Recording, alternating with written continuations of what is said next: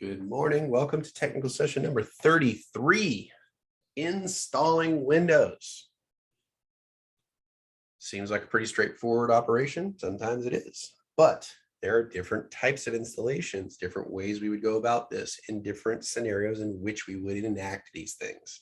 So we do need to be aware of them and understand when we would use each particular scenario and why we would use each scenario. So we need to know and be able to name differences between installing and upgrading an operating system. What's the difference? Describe the differences. I need more caffeine. Describe the differences between attended and unattended installations. That one's a little straightforward, when you're there, when you're not. Name key steps to install Windows, including different ways to begin the process. And also be able to identify common pitfalls that can occur when installing Windows and how to solve them.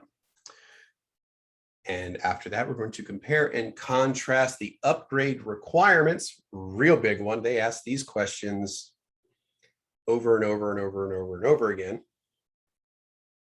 on the 1002. All the requirements for 7, 8, 8.1, and 10.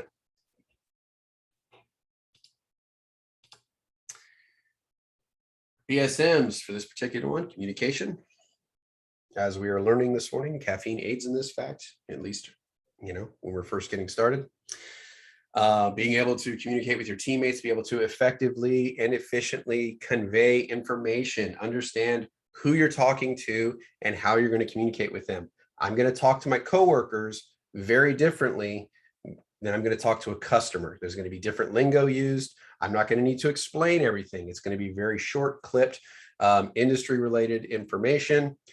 With a customer, I have to change my lingo, speak on their level, and probably have to explain things a little bit more. Also the same, me speaking to a manager, my lingo may be different there as well, because understanding the fact that just because they're your manager does not necessarily mean they know your job better than you do. Managers manage resources, manage time.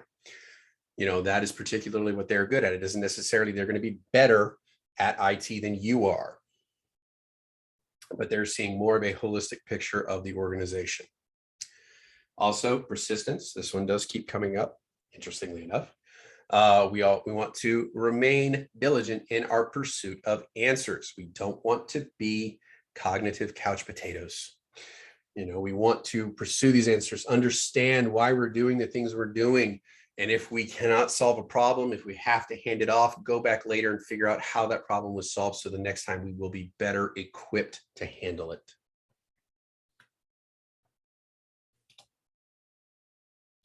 All right. When to do an installation versus an upgrade.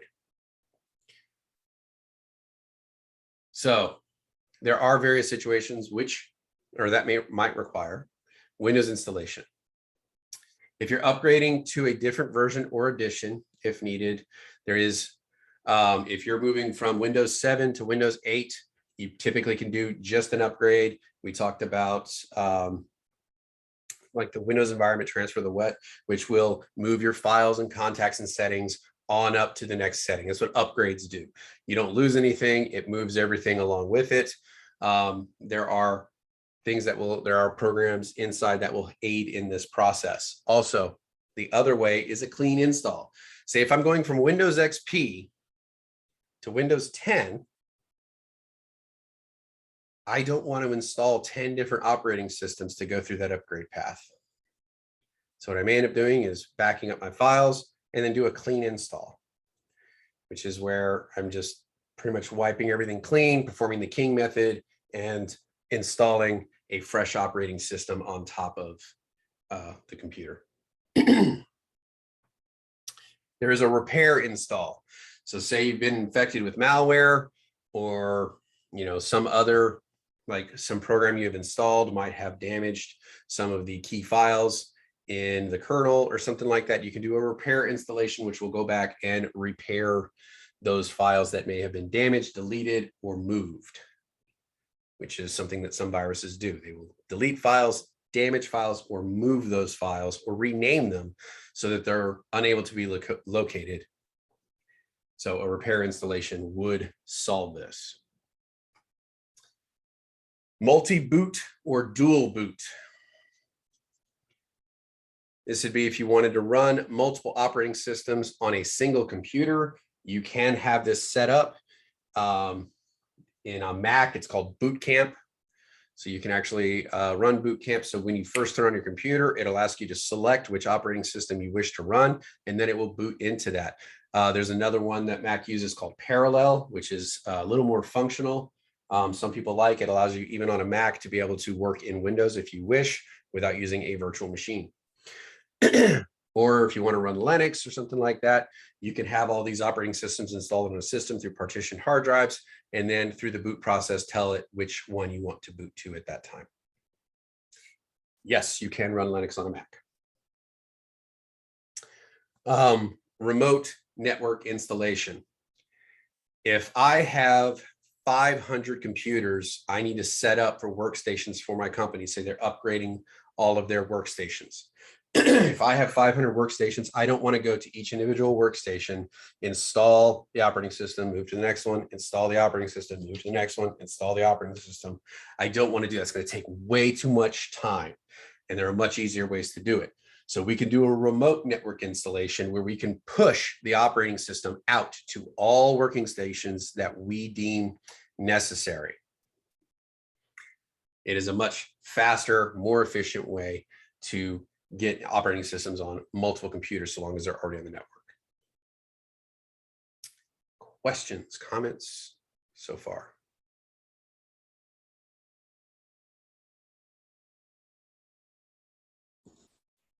Yes, Benkata.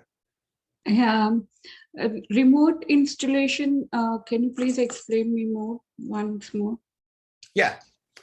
So like we were saying, if you're in an office and you have a large number of computers, it could be as few as 10. That still takes a lot of time. So if you have several computers, you need to push to get operating systems on, rather than sitting there manually and installing each one, like putting in the thumb drive, going through all the questions and installing that operating system and getting it up and running, and then moving to the next one and doing the same thing. From the servers, I can actually push the new operating systems to all of those machines at the same time, and already have all of the settings and everything preset, so I don't have to worry about that. I've done what's called creating an image of an operating system, which has all the programs that I want on there. Programs I don't want on there are removed. All the settings, like the group policies, remember we were talking about yesterday with group policies, where if I don't want you being able to access the firewall and the anti-malware software, I don't want you having access to that stuff because I have it set to run automatically. All those settings are preset, so I can create what's called a golden image and use that on all of the machines. And companies may have multiples because you will have different images for different groups of people. So like if I work in operations, like I'm a dispatcher at a trucking company, the dispatchers would have one image because they would have certain permissions that there was certain programs that they have access to, certain things they shouldn't have access to.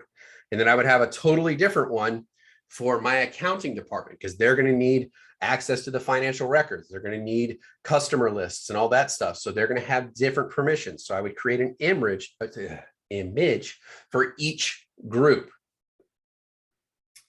And that helps speed up the process. And over time, you kind of adjust these images, either making them more secure, or as patches and updated operating systems come out, you would essentially recreate and retest that image so that you can deploy it and be confident that the information that's being deployed is good, rather than setting up each individual one and hoping you didn't forget something. So the image is already created. It makes human error a lot less likely, and it's more efficient.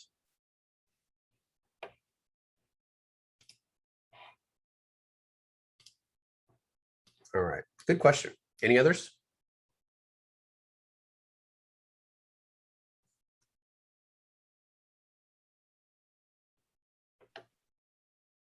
You can do that for any OS, Stephen. It doesn't necessarily have to be for all, but this would be something for a remote network installation where you would create that image, and possibly for an in-place install, because you may have the golden image on a thumb drive, and you just take it and you plug in the thumb drive and it pushes everything into the computer for you. So yes, you can do that with any one. I mean, you can do it personally for yours. You can create images for your hard drive with, so if something goes wrong, you can just reboot that image into there and all of your settings are reset. Yes, Distal.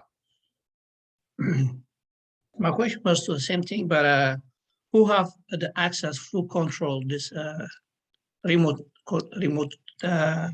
network access? To be able to push the operating systems? Yeah. You would have administrators and power users. So predominantly your IT department would have access to this. Depending on their level in IT, they may be a power user or they may be an administrator. So they would have the access to be able to do something like this.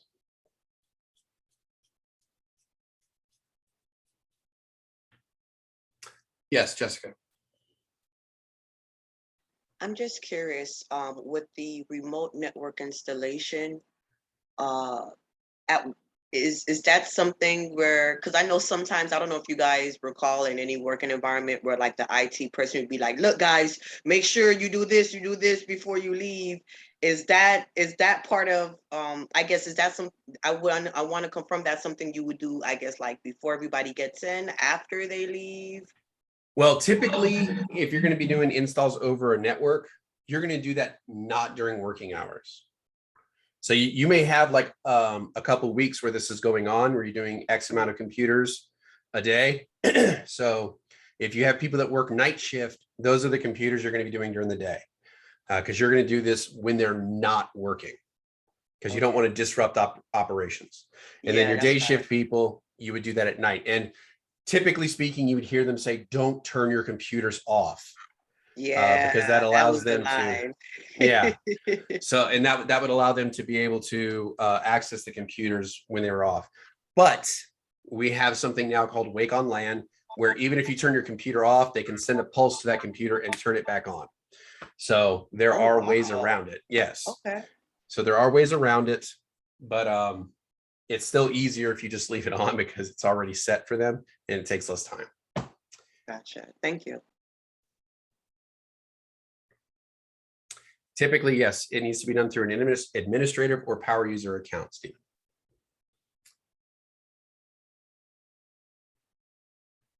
All right, Cynthia. What was the name of the new feature where you say you send the pulse to turn on your computer? Wake on LAN, WOL, Wake on LAN.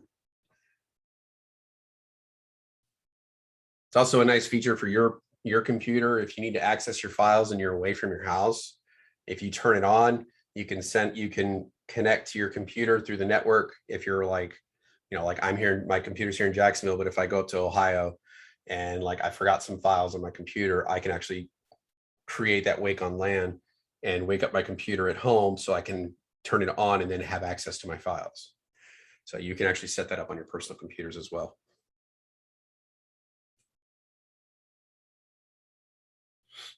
All right. Good questions.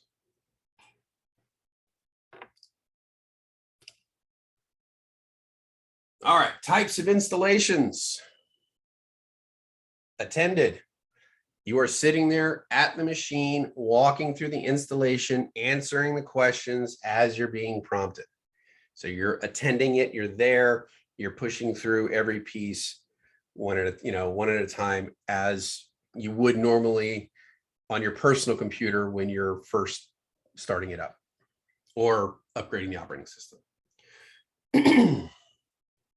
Next, you have unattended, where the operating system is configured so that all the settings are preset and there's little to no human intervention required to have it established. You have bootable media, for installing it, and then you have, which would be like a USB or something like that. And you have sysprep. The system image is created, and then you would duplicate from the original image. You would never actually use the original image, because you don't want it corrupted. So you would actually make copies of that original and then use the copies to create your images for your group, and then you would deploy them that way. And this would be used if you have multiple computers that you need identical installs and settings. So like the entire accounting department, the entire HR department, the entire operations department, the entire sales department. Each one of these groups would have different privileges and access and settings. So you would need to make sure you had images for each one of these groups. Sometimes they're kept on servers. Sometimes they are kept on USB drives. It all depends on your particular organization and how you prefer to do that. So, and then we get to remote install, or RIS, which allows for several network installations at one time.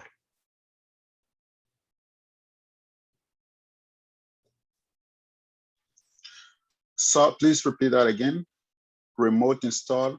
Remote install allows you to install operating systems on multiple computers at a single time. You're pushing that image out from the servers to the operations computers, and you could do hundreds, if not thousands, at a single time, rather than one at a time using the bootable media like USB or optical drives, which optical drives really aren't used much anymore. With regards to operating systems are getting a little too big for that. So that would be something along those lines.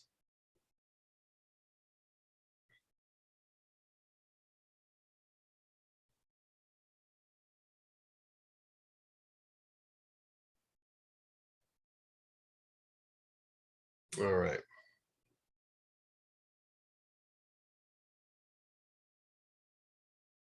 Questions? And over here, this lets you know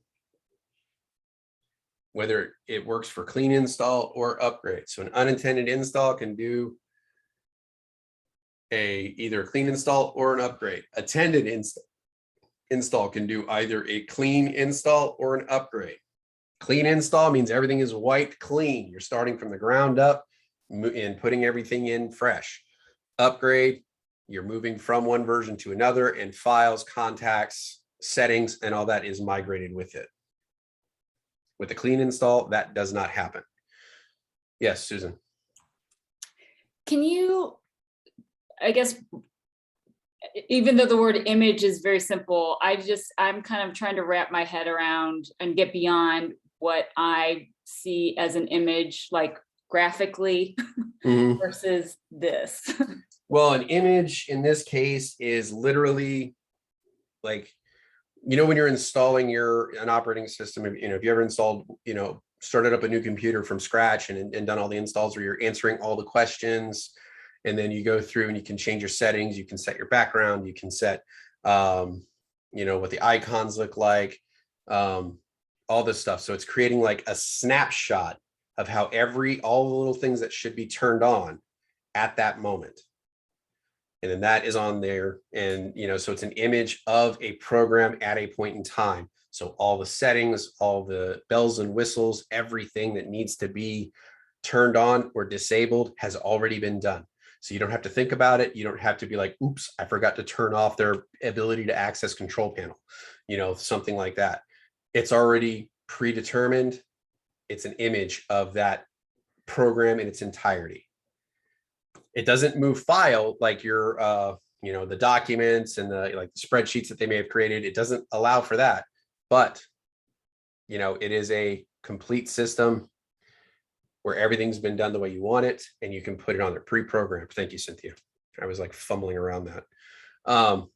Also, from a security perspective, when you're making systems more secure, like when you're testing the systems, finding out what their weaknesses are and finding out what settings need to be turned on and off, that's called system hardening.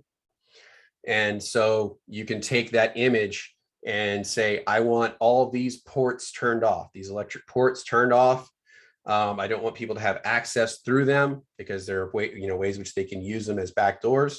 So I want all these ports turned off. And so you've hardened that image to make it far more secure. And so that's other ways that they can use these images.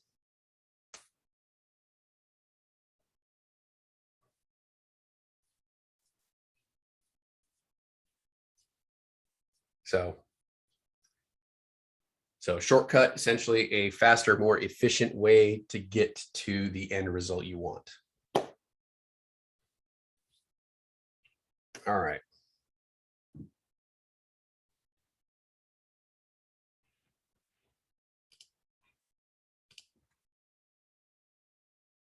Here we go. So final checklist, minimum install requirements.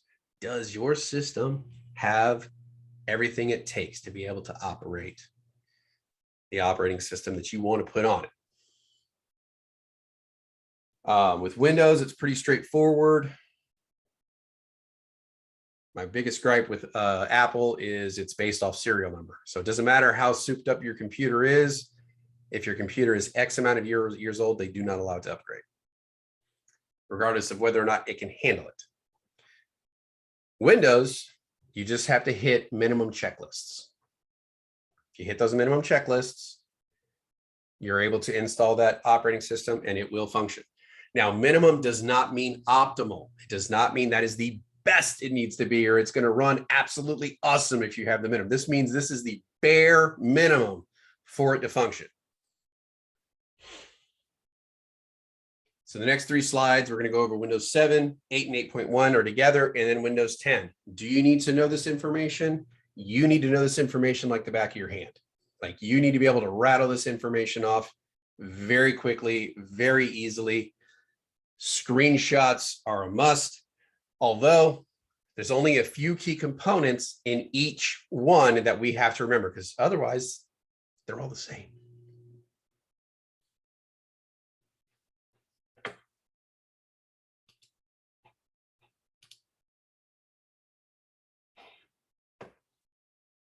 Agreed, DW. Doesn't mean I can't still have a gripe about it. All right. So first one, Windows 7. The oldest one they will typically go over with regards to the A+. For now, probably next iteration, 7 will drop off and they will focus on 8 through 11.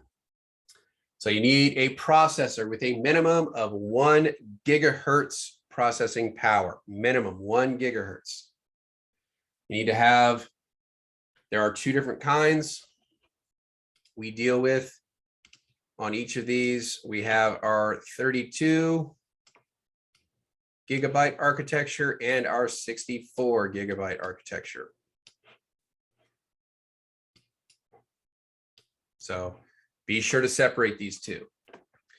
For memory or RAM, minimum for 32-bit, you need 1 gigabyte of available RAM. You need 2 for 64-bit. Hard disk space or storage available.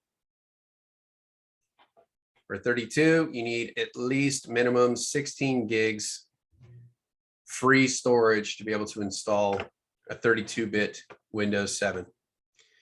And then you need 20 gigabits or gigabytes, excuse me, not gigabits, 20 gigabytes free storage for 64-bit architecture. Both require the DirectX 9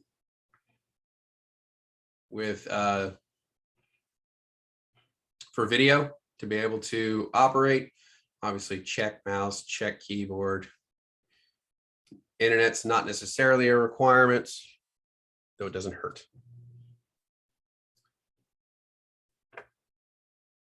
Questions so far on this? Do we have our screenshots? All hearts and minds are clear. All right.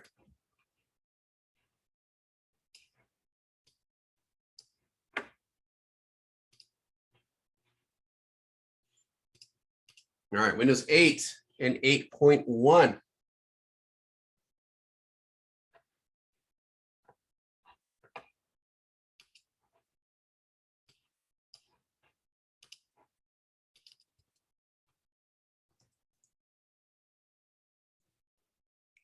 See any similarities, guys, between 7 and 8.1?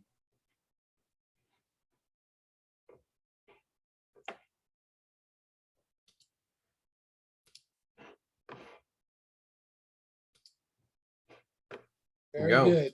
Yes, RAM. So processor, 1 gigahertz processor for each, although unique for Windows 8, PAE, NX, and SSE. So if you see those, you should instantly be drawn to the fact that this is a Windows 8 version. PAE is physical address extension, and the NX is a processor bit, and the streaming SIMD extension, which is a acronym within an acronym. These have to do with security features with regards to the processor.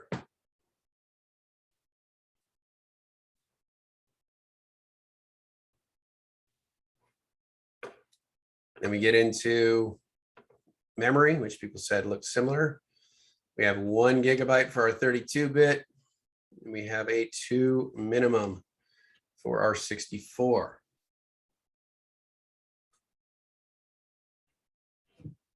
And notice the settings are similar for both of these. They both require that PAE NX with SSE. And then storage, 16 gigabytes for 32, 20 for 64. Can anybody tell me what's the maximum RAM for maximum memory or RAM for a 32-bit architecture? Yes, Hunter. Is it 4 gigs? It is 4 gigs. What happens if we exceed that?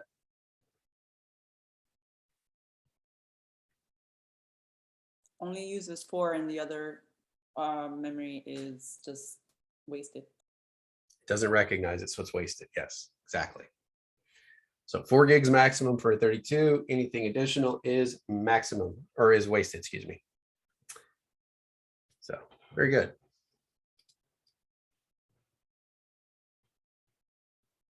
Questions on 8 and 8.1?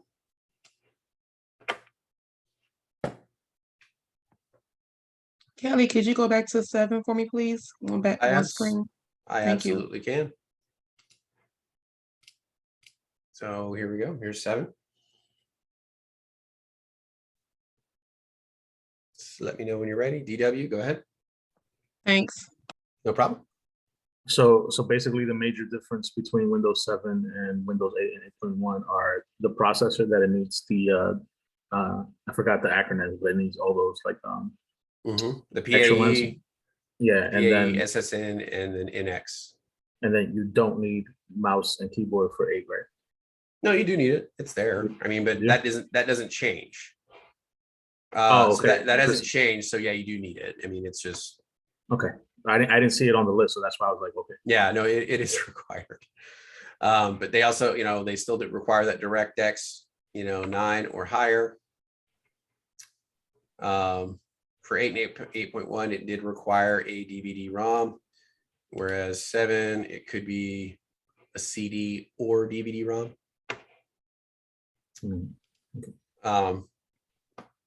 So.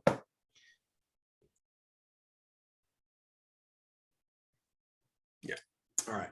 Windows 10. What looks familiar here?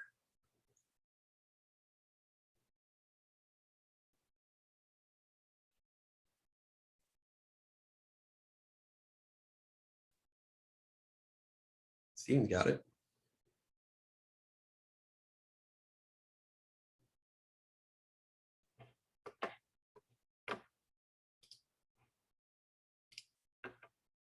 So we get that one gigahertz processor, 1 gigabyte for 32, 2 for 64, 16, 32, 20 for 64. Pretty much the same as 7, right? So for the most part, the biggest difference happens to be with the 32-bit versus the 64-bit architecture, right? So that's going to be our biggest difference that we need to remember, 32 versus 64.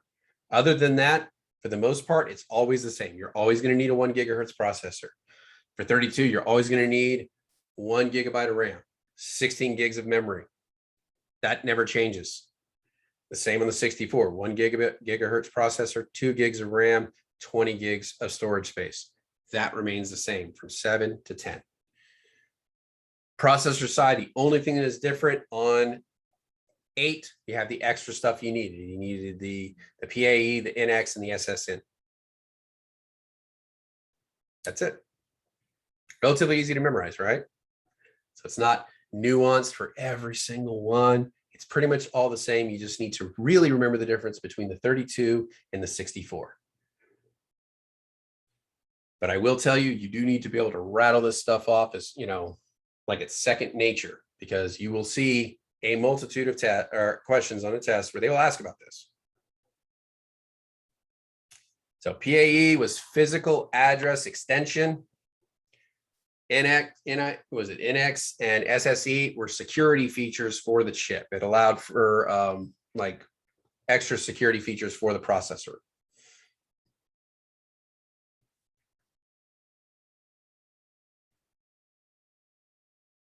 All right. TW, do you have a question? Yes, sir, I do. Okay, so I see the DVD-ROM is listed as a requirement, but there's so many computers that don't have those kind of drives now. Does that, I mean, and obviously you can install through remote or downloading. So is that why internet access is not listed? Is it like either or, but if you want to install it physically, you must have a DVD-ROM? Is that what that refers to? Well, some applications like Chrome OS requires an internet access for authentication and things like that. So, but for Windows, it does not necessarily require that. Earlier renditions of Windows, it was DVD-ROM only. That was how it was installed. But then we've moved on to USB. So that was this is the first original edition of Windows 10. It was DVD-ROM. Later, then it was so much easier for their tech support to just download a version to a USB, and it's that much easier. So now, typically, you just buy a code, and then you go online and you go to their website and you can download a full version of the operating system, and then you just put in that code that you bought, rather than going to the store, buying that big box with the DVDs in it, and going home, doing the install, getting the code, walking through the instruction. You know, it's a lot simpler now, rather than having to do all that. So, Cynthia. So for the Windows 10, you know how like in Windows 8 and 8.1, it has the PAE, the NX, and the SSE. So the Windows 10 and in the higher versions, that's not a minimum requirement for the operating system install? Correct. It is not a minimum requirement because they're more heavily relying upon the TPM. Does anybody remember what that acronym stands for? If you go back to motherboards, what was TPM?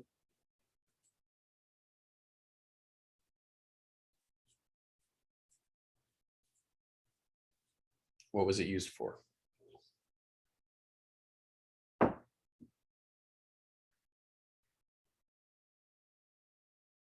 Yes, it was used for security. Hunter. TPM. Yes, that is what we're trying to find out. What is TPM?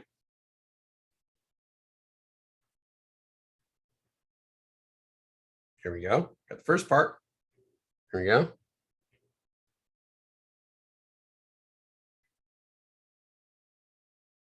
Yes. Trusted Platform Module. It is a little piece of firmware that is soldered onto the motherboard that essentially allows you to encrypt your drives, your storage hard drives. And if somebody came in and thought it would just be easier to steal the hard drives and decrypt them later, they would not be able to, because the encryption algorithm is tied to the TPM on the motherboard. So that TPM creates added security. So whoever wants to unlock those drives requires that motherboard too.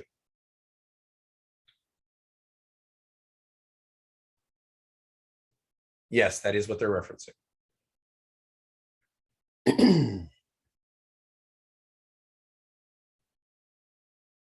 So it allows you to use their ingrown encryption program, BitLocker.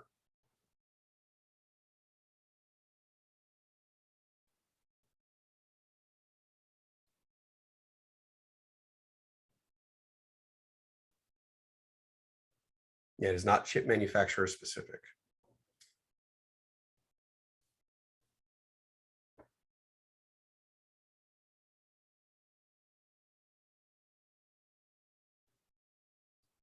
All right, any other questions? That was a good one, Cynthia.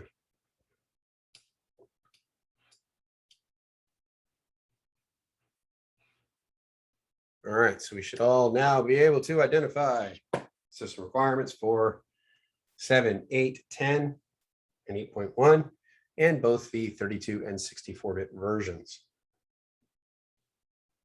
Good one for flashcards. Again, it needs to become second nature.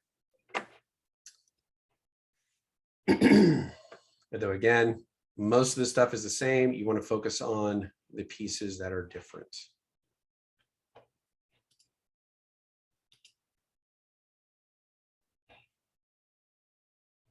Oh.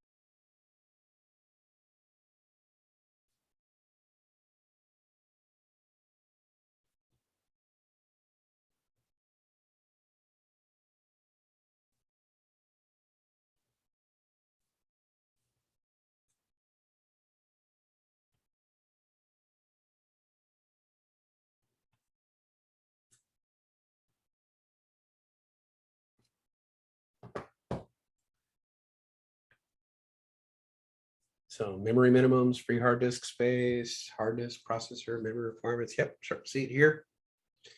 Good deal.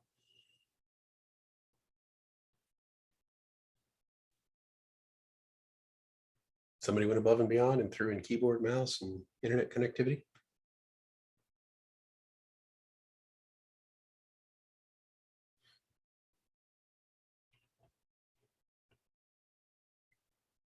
All right.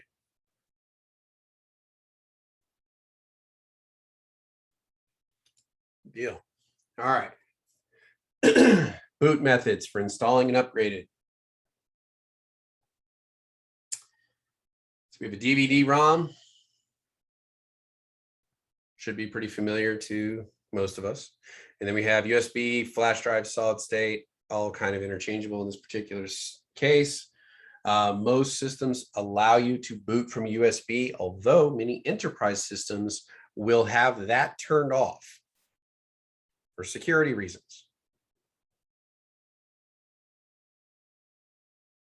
So that is a potential one. CD-ROM was the traditional one for a while, but newer versions of Windows are much larger, so they exceed the capacity for a CD-ROM, and they typically use DVDs. And then finally, we get to the PXE or pre-boot execution environment, also referred to as a PXE server.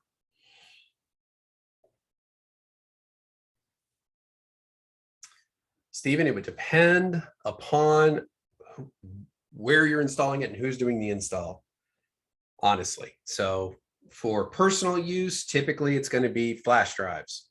Would be the most common. DVDs would probably be the next most common. Below that, enterprise level depends on the size of the company.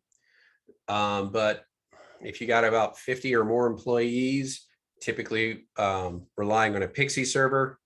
And then second most common might be USB, though it would require administrative access and password to be able to install something from a USB.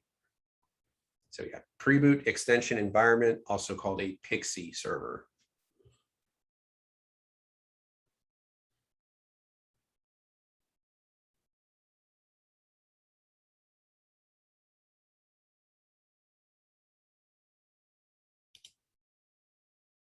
All right. Other boot methods that can use is net boot. Apple developed this particular one to boot from a network location. It uses the DHCP, which we will learn what that is, to receive the configuration data, and net install works in a similar way to Windows deployment services. When you're in the BIOS or UEFI, you can tell it where to go for an operating system. So if it does not have one, you can actually have it set to go to a particular FQDN, which stands for what?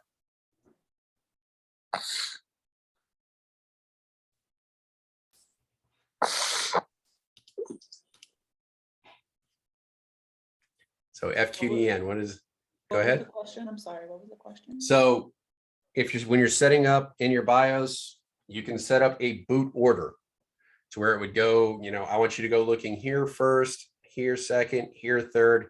You can actually set it up so that the system actually goes to a particular FQDN to look for an operating system. Yes, Rachel, what does that mean? Fully qualified domain name. Fully qualified domain name or web address. You could also put it in as a IP address if you want to do that as well.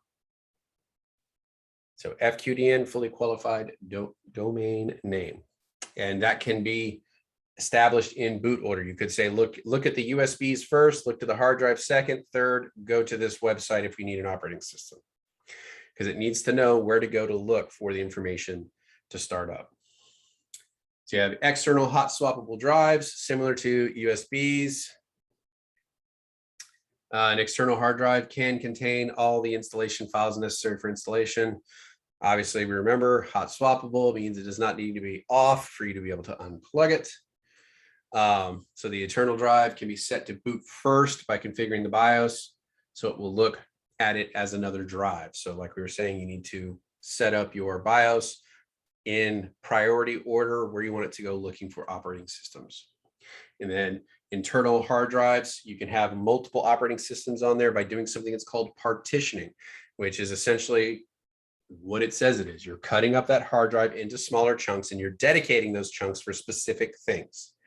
So you may have a recovery partition, which would be like a chunk of your hard drive that is set aside that has all the information for your operating system that you can use to repair your operating system if it gets damaged.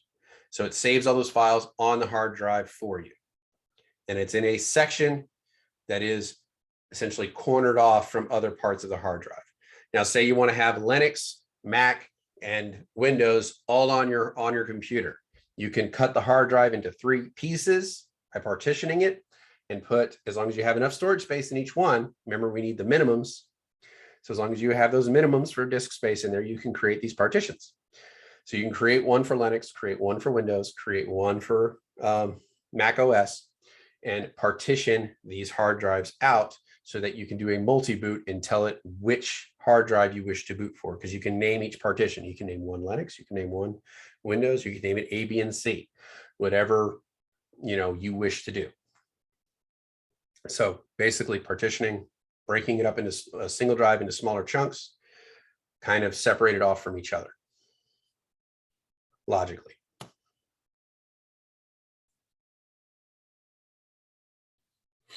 So you can put Mac OS on a Windows PC. It's called a Hackintosh. You just need to have certain settings available on your machine, and you can run Mac OS on a Windows PC if you wish.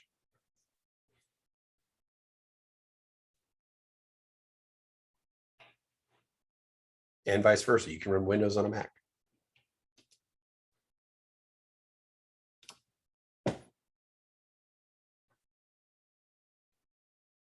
All right. So here are some of the key boot files. Just want to be topically aware of. Please do not ever delete any one of these if you don't remember what they are. Try to remember them. You know, these are associated with installing and upgrading. And before you shut down anything in Task Manager, if like your system is running slow and there's a bunch of stuff in Task Manager and you don't know what it is, research it first before you kill that program, because it may be a critical system for your computer. So just something, if you don't recognize it, look it up. So boot manager or boot mgr, bcd, winload.exe, ntos kernel, krnl kernel.exe, winresume, and then over on your system files, hall.dll, that is a critical file, smss.exe, winlogon.exe, and lsass.exe. So topically, just be aware of these with regards to installing or upgrading. No, not the same as keychain access. That's totally different.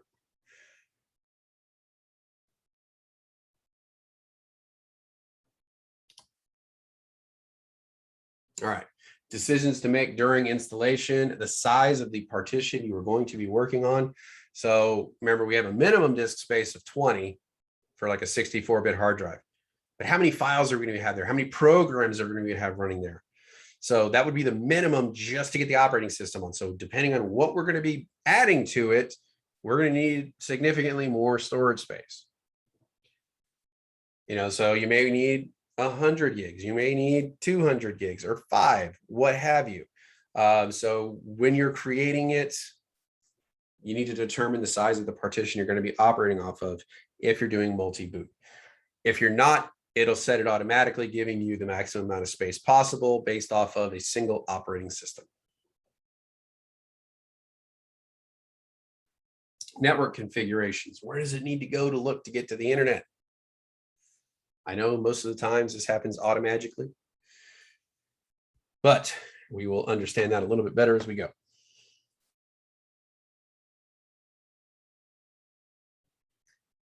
And also whether to migrate. So we have the USMT, which is the user state migration tool, or the Windows Easy Transfer. This, if we're upgrading, allows us to transfer settings, files, all that kind of neat stuff, so we don't have to rebuild from scratch if we don't want to, and or download all our files and then re-upload them to the system when we're done.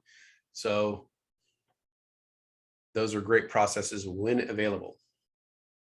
So these are typically captured before the upgrade or install and then deployed after the process is completed. All right. Knowing the operating system versions and additions, also known as the upgrade path. Not all paths lead to where you want to go. So here are the versions of these. So you have Windows 7, 8, and 10.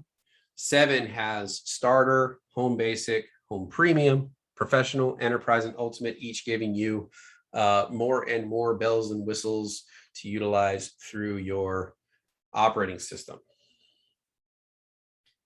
8 simplified things quite a bit. You had 8 Pro and Enterprise, and then RT was a stripped down version used for secondary markets, I believe. It was a more economical version. Yes, Rachel. I'm trying to remember, is Windows 7 the only one you can't use the WET with? Yes, Windows 7 was the one with WET. 8 and 10 have the USMT, the user state migration tool. That was like essentially their new name for it. So WET was 7. Beyond that, we use USMT, which will tell you which versions you are allowed to go to based on what you have.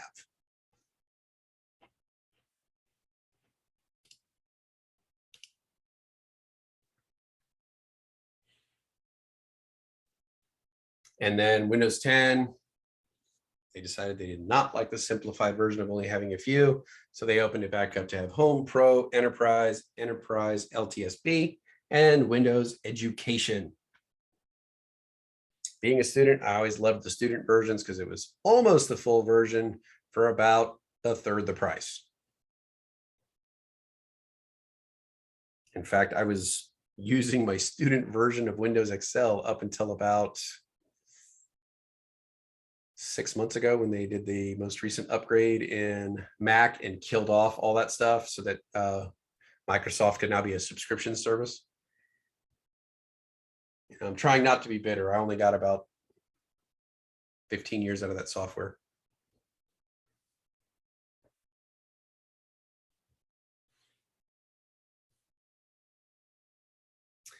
All right. So here are our basic versions we're going to be working with. Now we got to know, how do we get from point A to point B?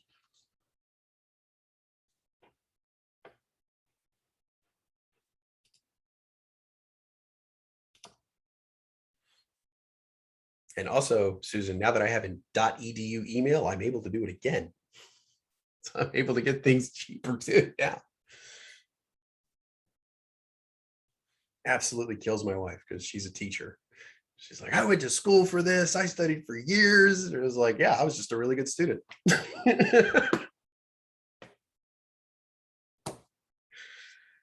All right, clean installation steps.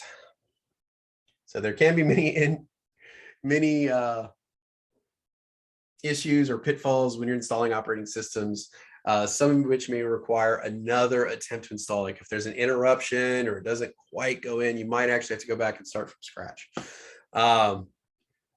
Doing a thorough inspection of the system before starting the install might alleviate some of these things, like testing the hard drive for errors, doing a file check, or just making sure you don't have bad spots on your drive so that the system knows not to write to those sectors.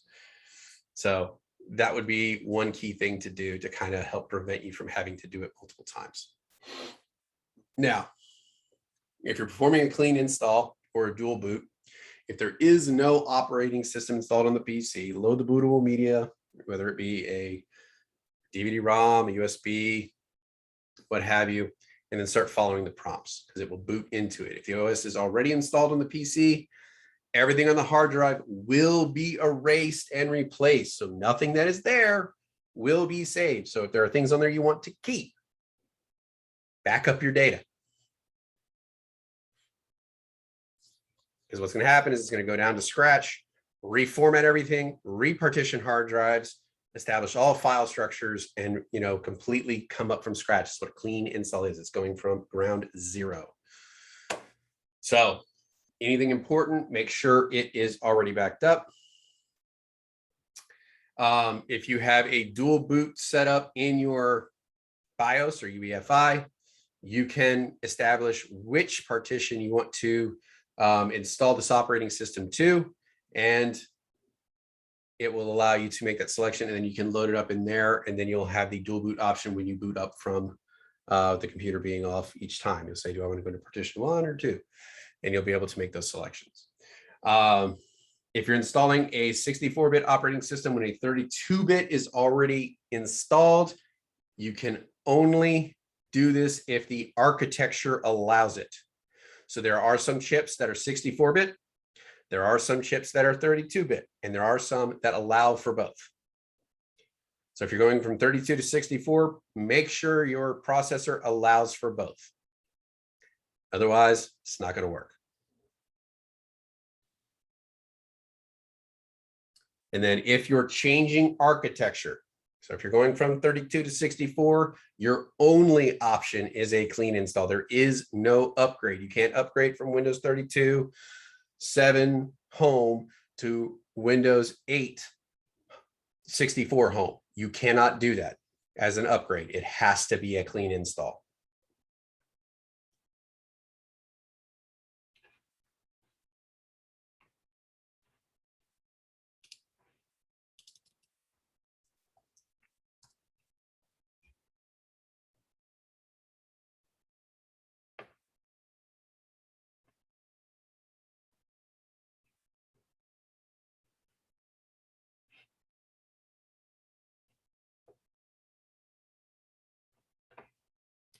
Yeah, LTSB is unique to Windows 10, just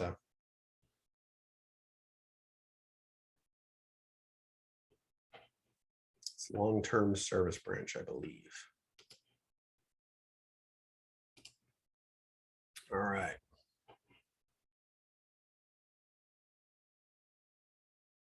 Pause this.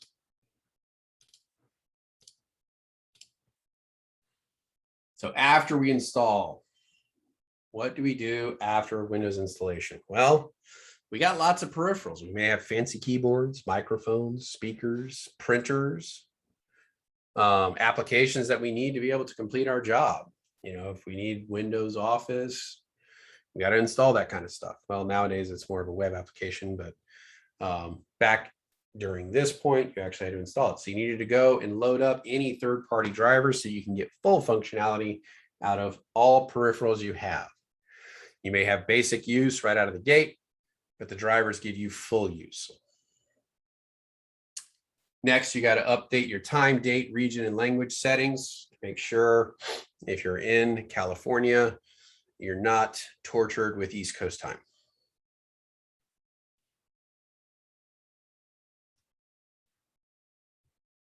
Driver installation software and Windows updates, because just because you freshly installed it does not mean that is going to be the most current version. It could be the basic version of when it was originally released.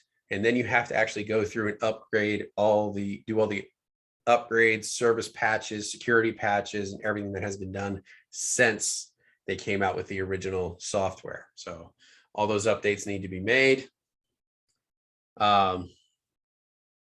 If you're creating a boot drive, make sure it is properly formatted. Verify you have network access. You're able to reach the outside world. Activate Windows with that fun, 32 character code that they give you to install it or to activate it. Install updates and service packs. Configure automatic updates, whether you want them to be automatic or you wish to only allow it to upgrade when you say it can upgrade. In an enterprise setting, that one is pretty good. Set it to where it only upgrades when you do it, because sometimes updates come out and they will nullify applications that you need for operations. You need to be able to test these things before you apply them. Make sure that they will function even after updates. So in an enterprise environment, typically you're not going to update day of. The only time you would typically do that is hot fixes for security issues.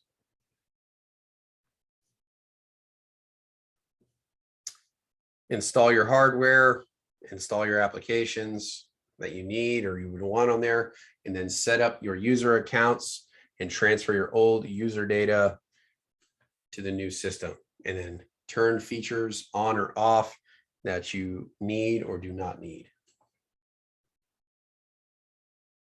Yes, Susan, actually you can automate all of this through a remote install. Because in that image, you can already have the patches, upgrades, software on top of Windows that you want to install. All that stuff can already be in that image that you've created.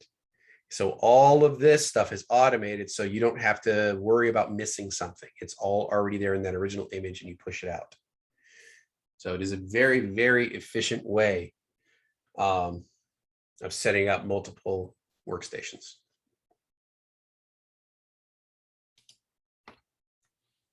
All right. Upgrade paths.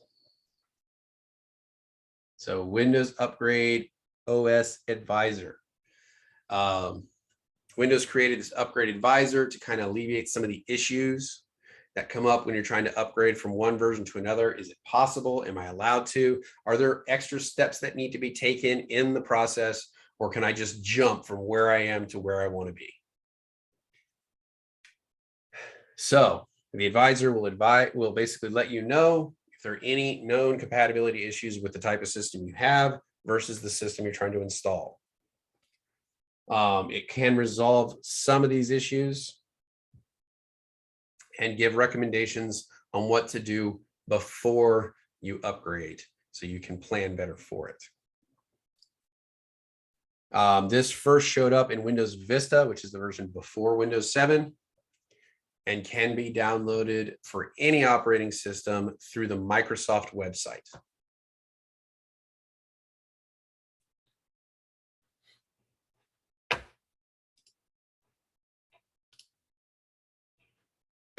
So that is Windows Upgrade Advisor.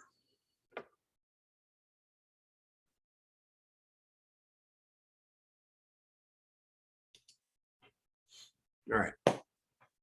Windows Upgrade Paths, Windows Anytime Upgrade. It's another tool helpful in updating.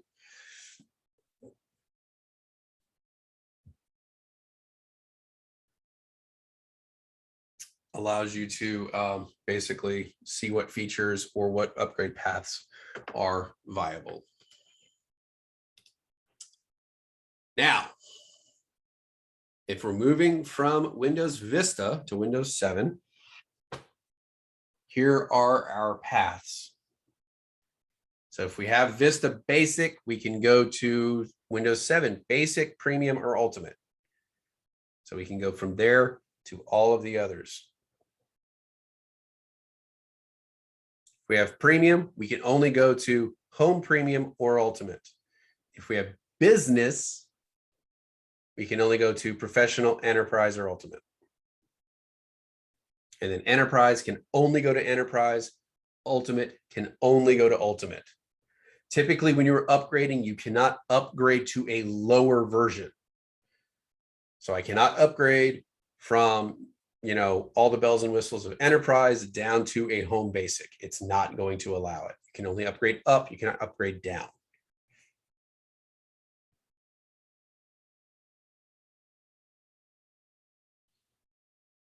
Give a couple seconds for a screenshot.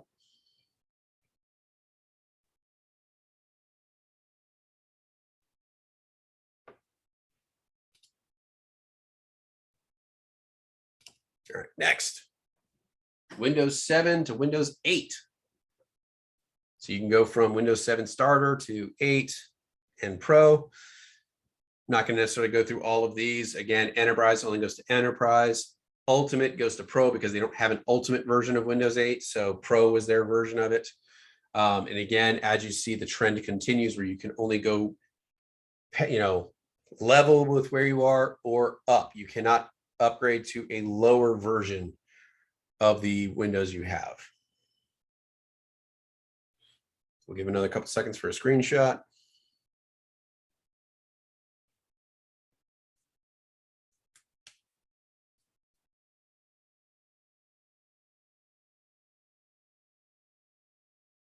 Three, two, one.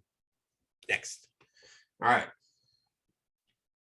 From Windows 7 to 8 and 8.1. The trend continues. You can either move laterally or up. You cannot move down.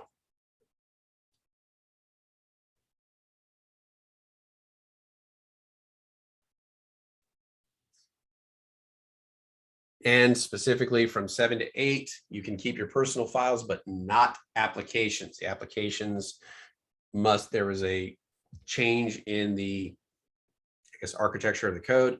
So new applications needed to be rewritten for it. So you could not transfer over applications. Yes, DW. That only applies if you want to upgrade like edition. But let's say you got, but you can. I mean, that only applies to upgrades, right? But you can still clean install a newer version, right? Excellent question, and the answer to that is absolutely yes. Thank you. Typically on doing the upgrades, you're bringing up your files, your settings, and all that stuff with you, and that's why you're doing the upgrade. So if you're doing upgrades, you have to follow specific paths. If you want to do a clean install, you can do whatever you want, so long as the computer has the requirements needed. But you lose all the information that's on the drive because it is a clean install. It wipes everything clean and starts from scratch.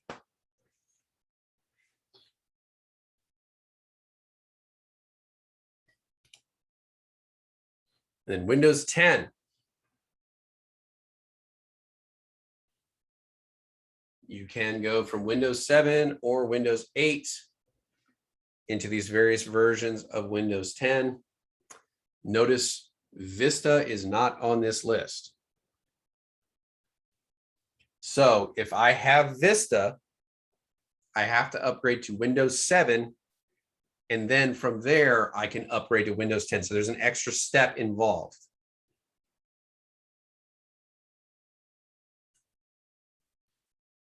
So in order for me to go from Vista to 10, I need to install 7, and then I can jump from 7 to 10. 7 allows me to skip over 8 and jump straight to 10. Because 8 was so beloved.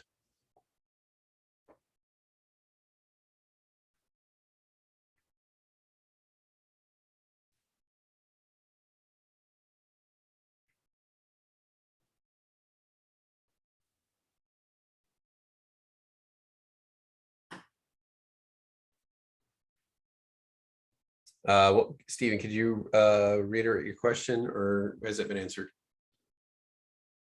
in chat? It says, which way is it? I missed it. Did we answer that question?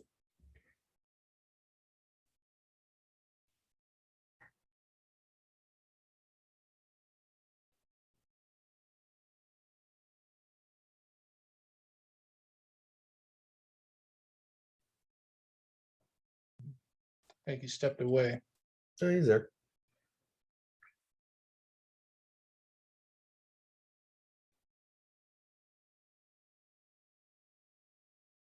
What do you mean about the settings? Like, each time I upgrade, do I need to redo the settings? The settings, if you're doing an upgrade, the settings carry over.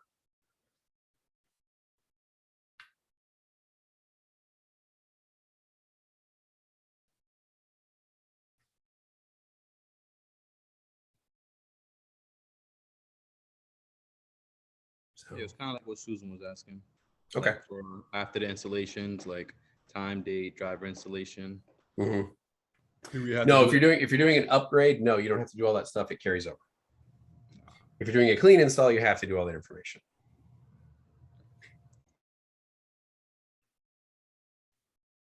All right. Next, troubleshooting installation problems. Sometimes you'll get an install failure. Sometimes it's a media error where the DVD got scratched. It's unable to read it effectively enough to be able to install.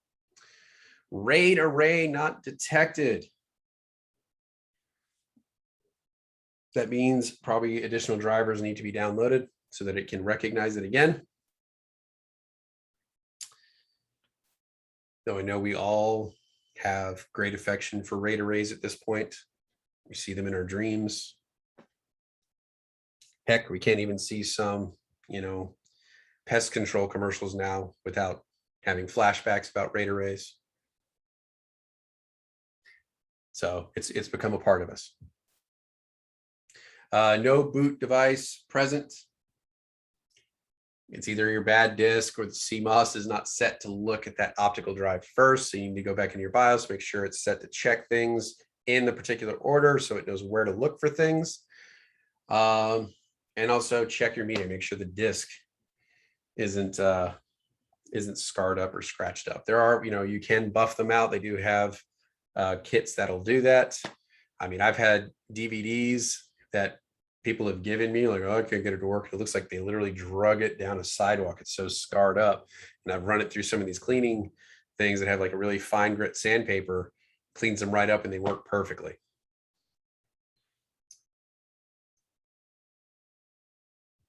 And then hardware detection error. That's where we're checking our compatibility with our hardware beforehand, just make sure it's able to work with the new systems. And then lockups. If it locks up during install, unplug the PC and turn it back on, boot into setup, return the installation, rerun the installation, and it should go through clean that time. Installing an operating system is not the same as flashing the BIOS. We're not under threat of, if an interruption happens, we brick the device. It's not that extreme with this particular case. We can reattempt. So, all right. These are upgraded. And with that, right on time for our break, we should now be able to name the differences between installing and upgrading the system. We should be able to describe the difference between attended and unattended. Attended, we got to sit there and put all that stuff in ourselves. Unattended, we're typically booting from an image. All that stuff's pre-done for us, or the majority of it is. Name your key steps to installing, including different ways to begin the process. Do we doing it from bootable media? Are we doing it from a Pixie server? You know, how are we pushing that operating system to the computer itself? Identify common pitfalls, basically a bad install, try rerunning it, making sure everything's compatible, making sure our, like if we're using DVDs, they're not all scarred up, things like that. And then compare and contrast upgrade requirements from 7, 8, 8.1, and 10. Questions, comments, complaints? They will all be in Slack, but we can go over them again if needed.